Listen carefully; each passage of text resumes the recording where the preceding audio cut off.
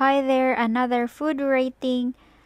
And for this video, ang akong gipangkaon sa Davao Region. Yes, Davao Region kay niadto Tagtagom City ug Davao City. First is kaning Pecho sa kanang Azon. Mo na siyang pangan. Lami na siya 10/10 and then ang halo-halo is 10/10 gihapon kay nakapawala sa akong kamingaw sa mga ong foods.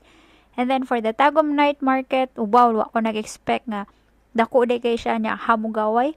And then kaning pastil nga tong gikaon is 200/10 kay nagdali man ta ri napunta sa ilhang barbecue lami 500/10 kay presko kay tan-awon. And then heading to Davao City na ta, baktas ginagmay laag sa ilahang Osmeña Boulevard, bani di man Osmeña Boulevard.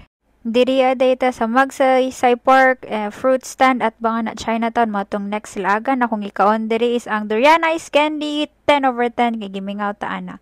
And then since nata sa Davao City, Mag Rojas Night Market ta. Diri atong gikunis ang tuna pa nga 100/10 lami kayo, and then ilang pastil is 1,000,000/10 kung nakita jud mo legit nga pastil ari jud mo sa Mindanao and pamalit jud mo sa mga Muslim kay legit lami jud ang ilang pastil.